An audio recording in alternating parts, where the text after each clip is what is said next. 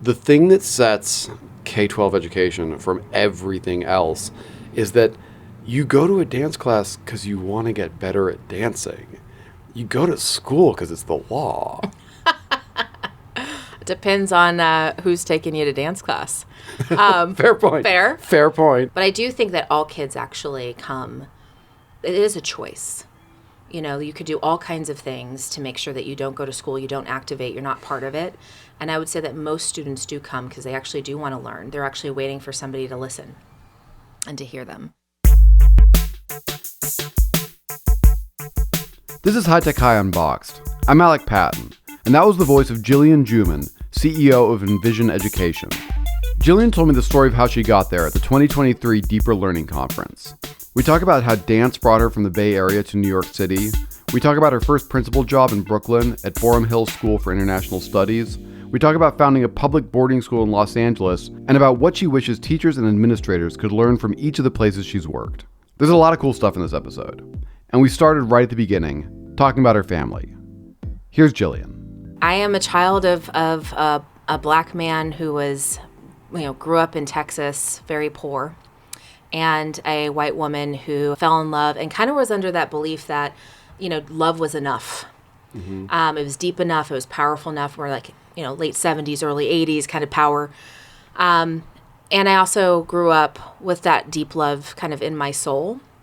But I also watched two very different experiences. Was this in Texas that you grew up? No, I grew up in California. So he was sent over kind of under the belief that sports is the way for black men.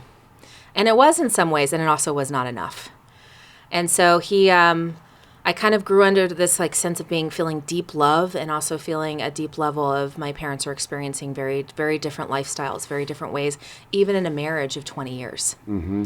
And I watched him slowly kill himself in different ways through alcohol and other ways where he just did not feel part of society, could not kind of have the resiliency that money, experience, lineage gives you. Yeah. So I kind of learned that the way to survive is education, and the way to give back was education. Can I ask, what did he play? What was the... He came over as football. He was a part of the Gator football team for San Francisco State before it got demolished, and basketball and baseball. So it was kind of a trifecta before he hurt his knee, and then he found out life is hard when you hurt your knee. Mm-hmm. Yeah, mm-hmm. That's it always seems like a crazy thing to me that if you're doing sports, then all of your plans rest on your body not getting hurt when you go out and hurt it every day. Right. When the intention is actually to tackle someone. Right. Yeah. Yeah. It's a wild thing. So you grew up in California. I grew up in California. I was born in Oakland. Yeah. And then kind of raised in Sacramento, and then spent most of my career in New York City. Got it. Yeah. How'd that happen? I was a dancer. So I was doing education on the side to afford my dance lifestyle. But I went out there to perform, to go to NYU, and then started teaching on the side, and it became empowering, as much as dance is empowering. So I just kind of moved in that direction. I've always been just kind of, I dance where I'm supposed to go. What kind of dance? I was modern. Got it. Mm-hmm. And when you say teaching on the side, what were you teaching? Oh, I started out with dance, and then I did history. And then those principals that come to you and they're like, can you do this? Can you take on this little project? So I started doing that kind of on the side, meaning after school, and then it started on Saturdays, and then I started actually taking on a full-time gig. Then I was doing part-time. So I saw it as a part-time until it became my life. So your side gig becomes your main gig. Mm-hmm, mm-hmm. When you started full-time teaching, where were you full-time teaching? I was in Brooklyn. Well, I first started teaching in Santa Cruz, California when I went for my undergrad. And then just on the side, because most artists are doing something to kind of survive and do that. But in New York City was my first jump into the big leagues, as I call it. Yeah. Yeah. Okay, I'm curious, though, because, that's true. Mostly they are doing something, but mostly it's waiting tables or bartending or retail. I wasn't going to do that. It wasn't enough money. I was dancing for very little, and then right. And then they had these amazing gigs where they needed someone with expertise to come and work with kids. And what's more powerful than that? I could do that. Mm-hmm. So it just seemed right, and it gave me summers off, so I could go to Cuba and dance, and I could explore the world and bring it back, and then I would teach kids. Yeah. So it just worked. So the teaching dance part makes perfect sense to me. Do you remember the point that you like made the leap, or it was like, oh, now I'm going to teach a totally different subject area? I remember when I made a switch to I started doing dance schedules around my teaching schedules. Right. And that was conscious. So I started asking my principal if I could use the dance studio at the school site to actually bring my company there. Right. And that's a switch because I was actually hustling the other way around. Mm-hmm. So I do remember that, and that must have been around 2008 where I kind of started saying, let's actually accommodate this part of my life. Right. It's a scary switch. Yeah. Okay. So I think teaching is by far the hardest thing I've ever done, like classroom teaching. Mm-hmm. So what was it like when you started teaching full time and you realized like what you got yourself into? Yeah, I feel like that was like a trifecta over time where I was like, what is happening? I remember feeling, I was from California mostly, and New York City has an independence about it. Kids are riding the train by themselves, right? And I remember feeling empowered, excited. I remember feeling a bunch of things, but excited because dance allows you to kind of learn assessment and teaching to the detail, but also allowing conceptual based understanding just by its nature. Tell me more about that. So, dancing, you give feedback all the time. Actually, if you don't get feedback from your teacher, you're kind of up in front trying to say, hey, look at me. So you're constantly in this sense of exploration, feedback. Let me put my own personality and kind of charge into it. So you're always looking for an opportunity for reciprocation between your teacher, between the people around you, and connection and creativity.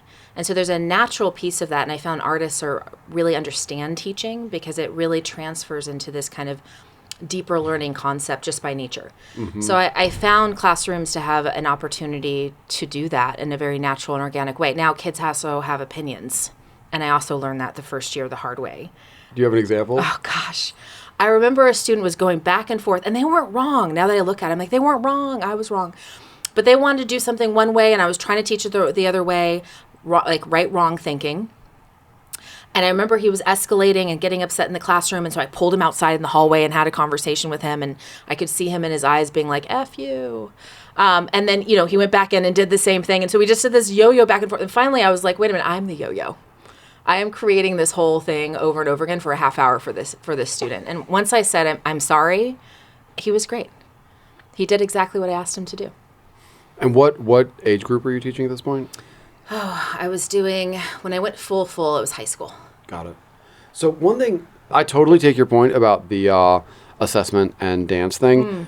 But one thing that I always wonder about is like the thing that sets K-12 education from everything else is that you go to a dance class because you want to get better at dancing.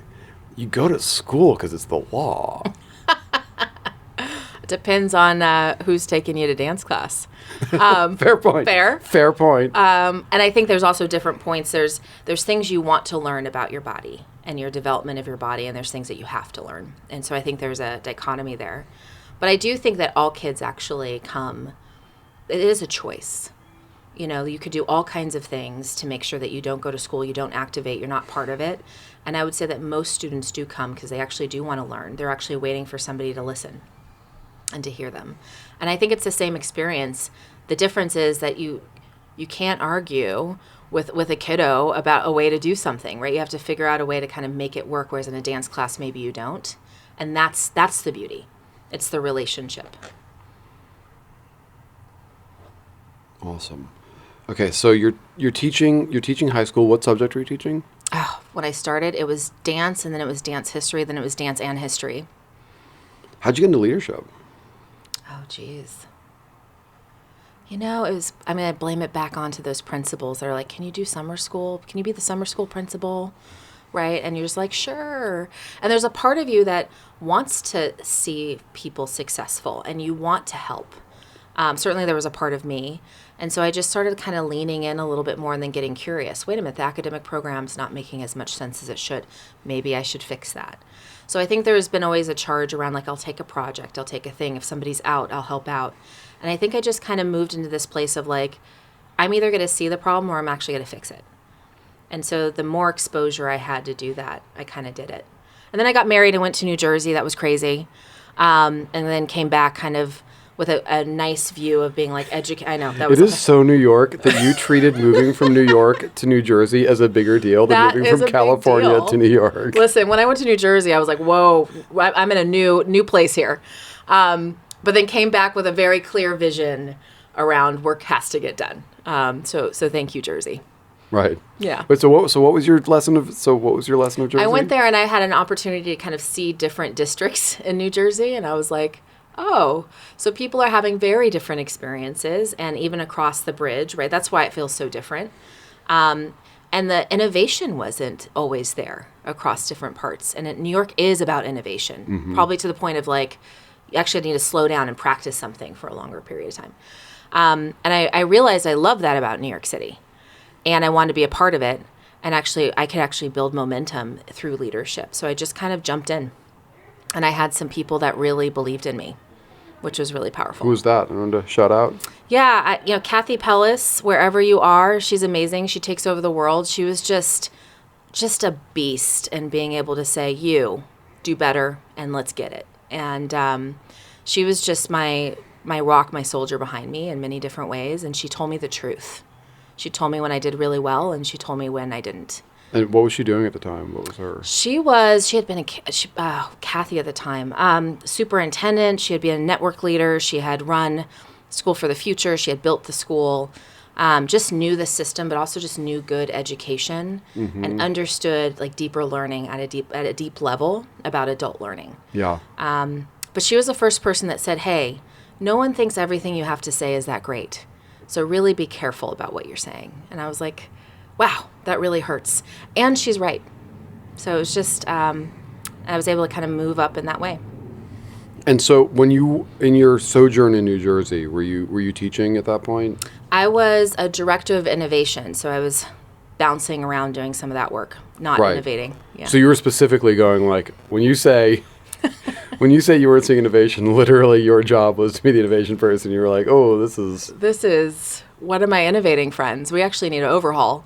And good people, smart people doing really great work, and some systems are slow and hard. How long were you like a full-time teacher? 10 years. Got it. And so when did you actually get a school? When did you become a principal? That was in 2012. Where was that? That was in Boerum Hill, so that was in downtown Brooklyn. What was that like? That was scary.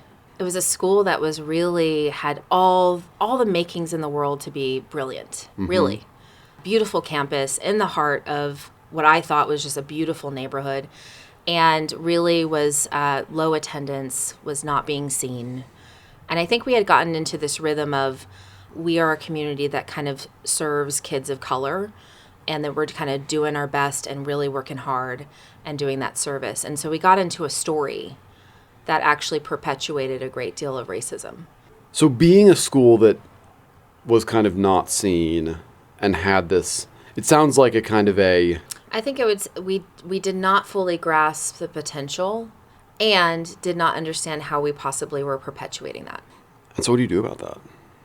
So I think what I really focused on is like, we were an international school, and at that point in time had nothing to do with international. So it's either we change the name and figure out our identity, or we go hard and figure out what we're doing. And so what I did love about the school and the community is that they really deeply wanted to figure it out.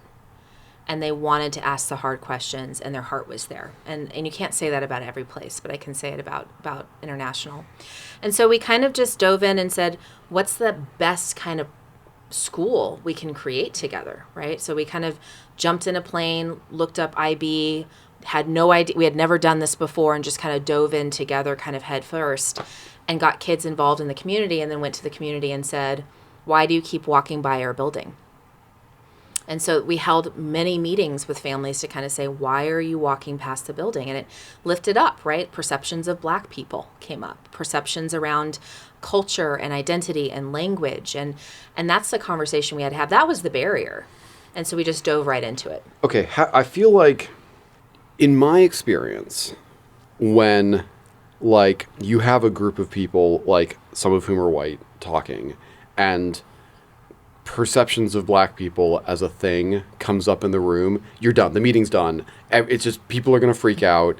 And there's not an obvious way to go, okay, that's out there. And now the next step is usually kind of shuts everything down in my experience. How did you take it to continue the conversation? Yeah, I think I didn't get offended. I said, let's learn. I think that's the first kind of step was my stance was very kind of calm and kind of allowed things to a point if we're learning. I also built some really strong allies of parents in the community. And I give most of the credit to the building of that to them because they were willing to kind of listen and have conversations and then kind of pull to the side and be like, you know what you just said? That's not okay. Yeah. And as a black leader, I needed their allyship. So we kind of moved it together and we had tough conversations and we were open for them.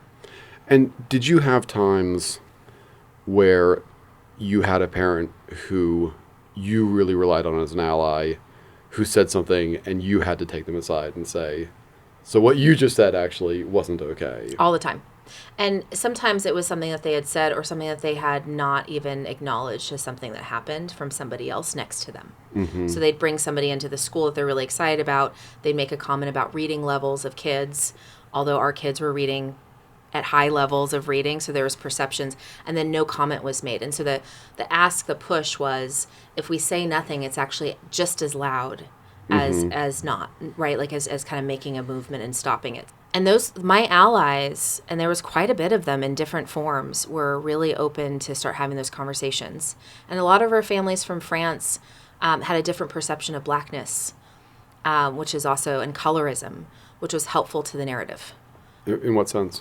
They're not carrying, or many of our parents didn't carry racism exists, colorism exists, but they weren't bringing the American view, which allowed just a little bit of breathing of the different ways of perceptions of race that added to the dialogue.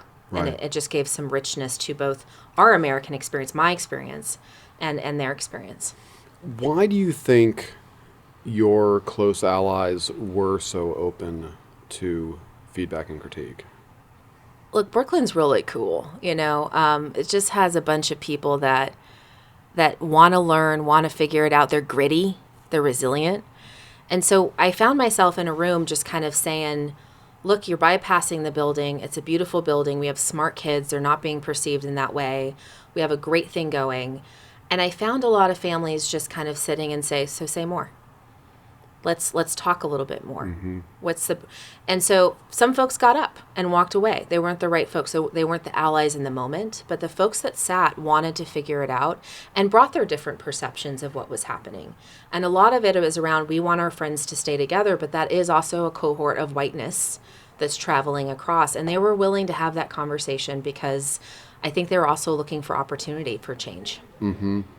Was there a session that stands out for you as being a kind of a pivot point? Yes. I think, I was able to kind of really build some principal cohort support around this idea that we needed to not have some schools have some kids. We needed to have much more expansion at the time. And that allowed us kind of access to families who normally didn't know it was safe or okay to even go out of like the 3 schools that they knew. And that was a turnkey. And then sitting down with some of those families supported by my colleagues who were also white to be able to say, actually, Jillian is credible and she's valid and she's got some work going on. Let me talk about that.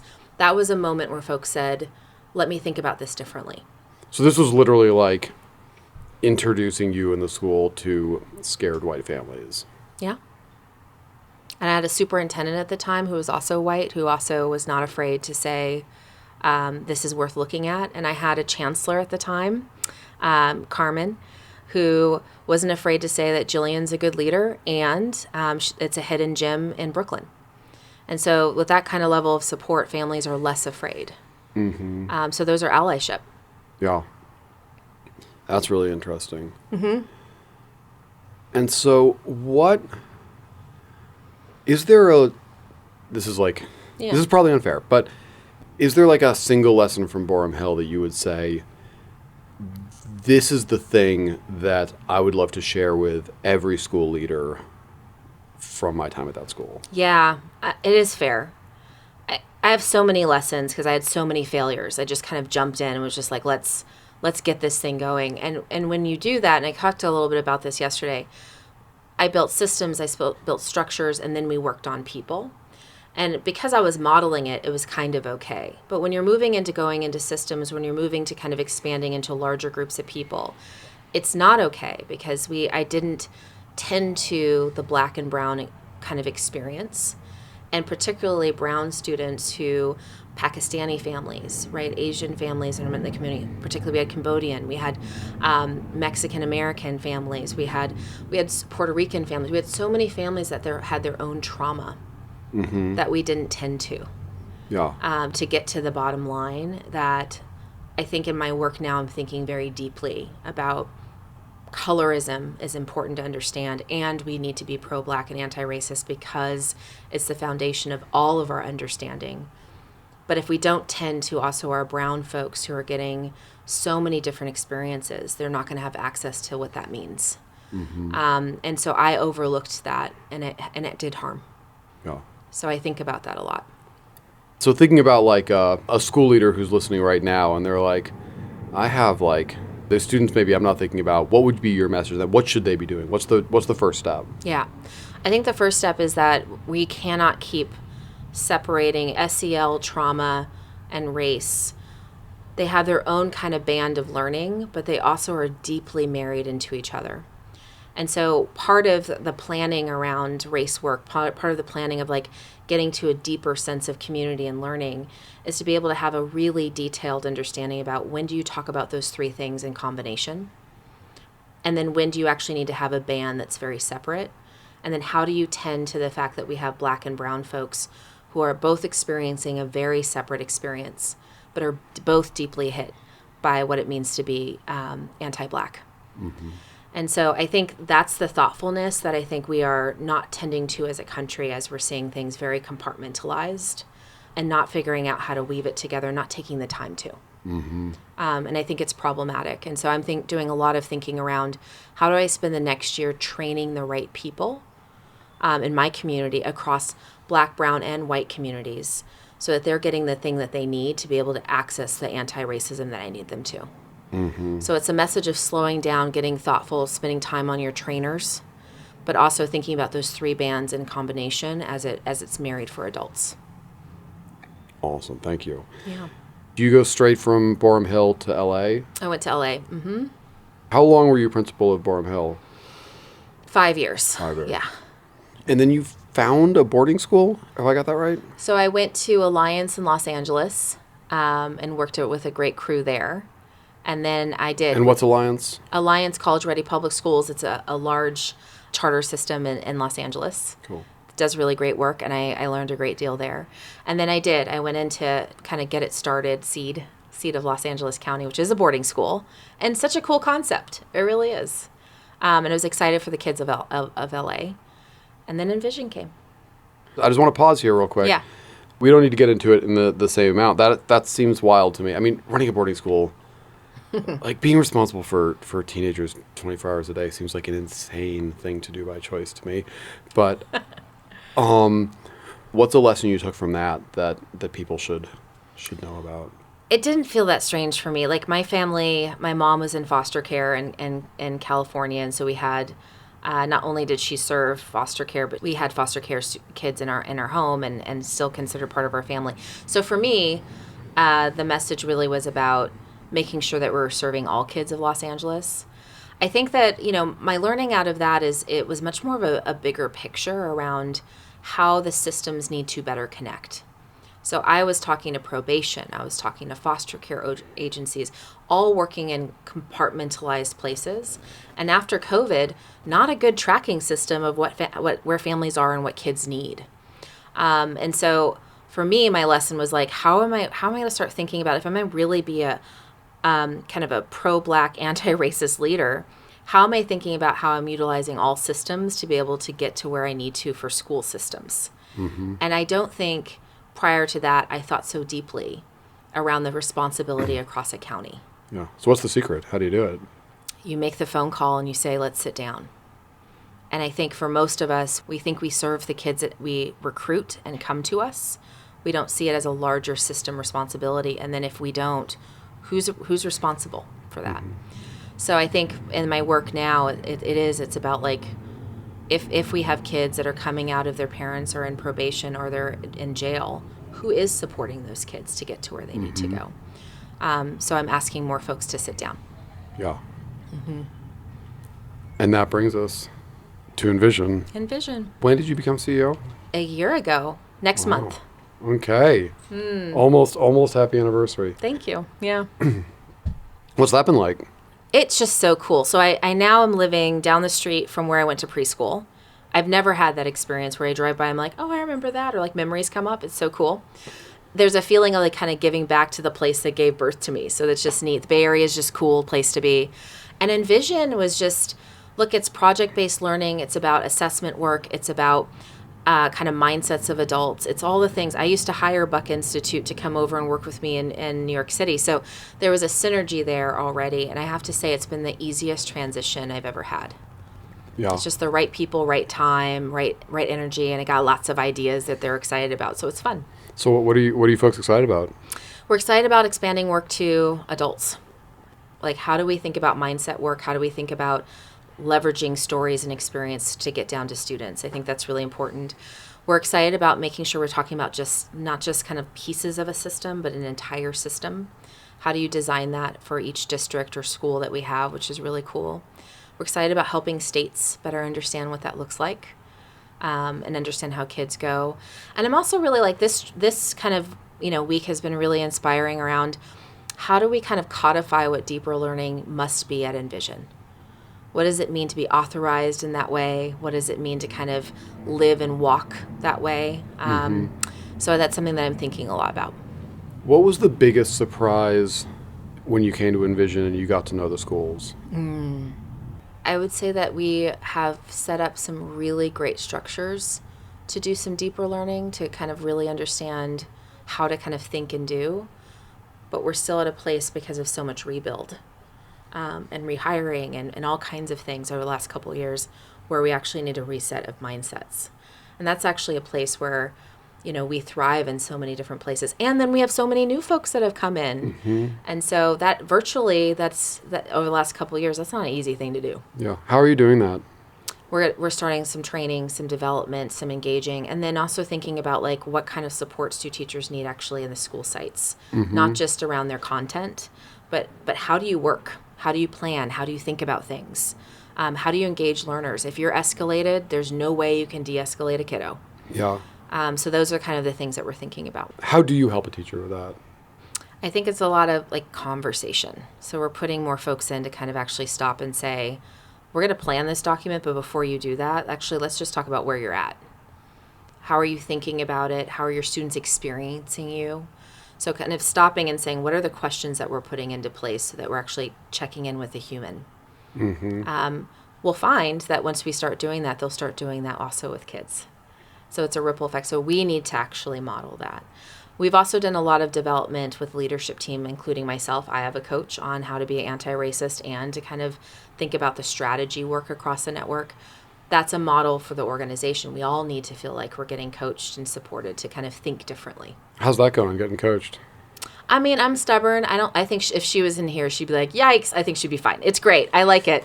A lot just happened. Yeah, a lot just happened. But I think I love it. I mean, I have always loved being coached, and I like to have somebody that's like, nope, that's actually what you're doing right now is actually not thinking deeply about the most important people. It's like a dance teacher. It's like a dance teacher. I always like a good old dance teacher, a nice ballet teacher that tells you exactly what you need to do. I'm guessing that's not exactly how it is with an anti-racist coach. Well, sometimes you need a little knocking, and I appreciate a good knocking because it's, to get out of your own mindset, you need someone to actually really push. Yeah. So it's important. And so how many schools are in Envision anyway? We have 5. Got it. All in the Bay Area? Yep, we have in Oakland, Hayward, and San Francisco. And you're doing more professional development for other schools? Is that the... Yep, so we have a learning partners who also goes out to districts across the country around some of this work. Yeah. So we kind of refine it and then we bring it back.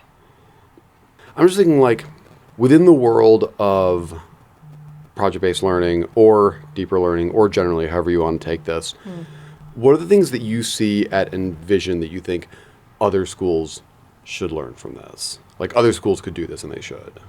Yeah, what I really have always admired about Envision, and I see it now in practice, is there's a beautiful way of kind of taking the criteria of what's made us successful or best practices and being able to kind of think about the land, the identity, who the people are, and really kind of adapt it to that group. So we work in groups in Kentucky, and then we have groups in Hawaii who have different kinds of indigenous backgrounds and experiences. And so it's really about how do we partner to kind of not duplicate our model, because we haven't found that to be the way to go, but actually how do we learn deeply so that you can actually enhance it through the people that are best served. And so I think that's why I was able to do better and deeper work, because I wasn't being told this is what you need to do. And so I think that's the secret sauce of Envision. Interesting. And what about within the schools themselves? Thinking about like Seed or Borum Hill, like I'm wondering what you kind of think like, oh, if the teachers there could learn this from the teachers at Envision, that would be awesome. Yeah. I think that the things that I would love folks to come and see and kind of see what's really special is a level of interdisciplinary work that goes into those projects to kind of better understand not only the content, but the fact that what you're learning is a concept or something deeper across different areas. And if there's an idea there, it's about power. It's about structures and change. There's a larger concept across that I think that is done with an elegance that I haven't quite seen in other places. Cool. All right. And with all this, everything you're doing, how are you making opportunities to dance and to move? Oh, I'd give myself a D- on that.